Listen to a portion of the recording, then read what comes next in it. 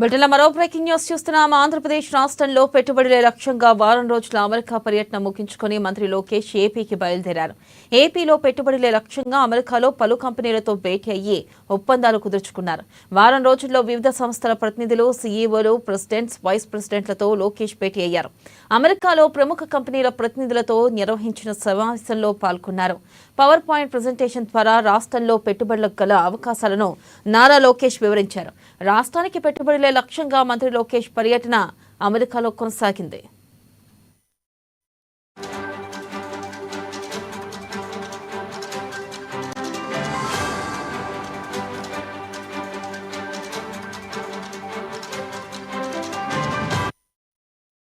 ఇక San ఫ్రాన్సిస్కోలోని India స్పోరా US India ప్రతినిధుల సమావేశంలో నారా లోకేష్ పాల్గొన్నారు. రాష్ట్రంలో పెట్టుబడులకు గల అవకాశాలను పవర్ పాయింట్ ప్రెజెంటేషన్ ద్వారా వివరించారు.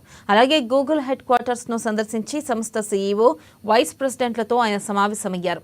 విశాఖపట్నంలో గూగుల్ క్లౌడ్ డేటా సెంటర్ ఏర్పాటు చేయాలని వారికి విజ్ఞప్తి చేశారు. యువతలో నైపుణ్యాభివృద్ధి, స్మార్ట్ సిటీ కార్యక్రమాలకు సహకరించాలని కోరారు. ఈ గవర్నర్స్ డిజిటల్ విద్యకు ఏపీ ప్రభుత్వంతో కలిసి పనిచేయాలని విజ్ఞప్తి చేశారు.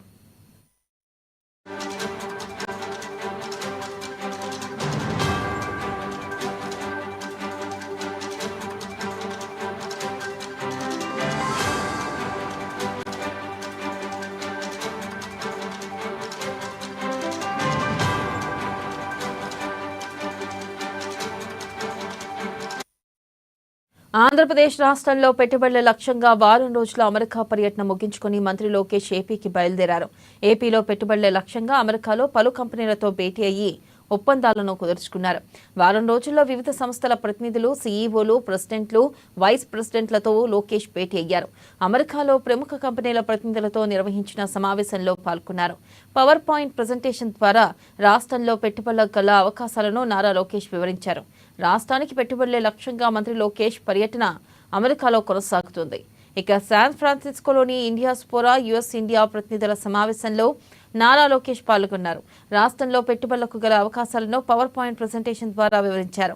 అలాగే గూగుల్ హెడ్ క్వార్టర్స్ ను సందర్శించి సంస్థ సీఈఓ, వైస్ ప్రెసిడెంట్లతో ఆయన సమావేశమయ్యారు. విశాఖపట్నంలో గూగుల్ క్లౌడ్ డేటా సెంటర్ ఏర్పాటు చేయాలని వారికి విజ్ఞప్తి చేశారు. యువతలో నైపుణ్యాభివృద్ధి, స్మార్ట్ సిటీ కార్యక్రమాలకు సహకరించాలని కోరారు. ఈ గవర్నెన్స్, డిజిటల్ విద్యకు ఏపీ ప్రభుత్వంతో కలిసి పనిచేయాలని విజ్ఞప్తి చేశారు.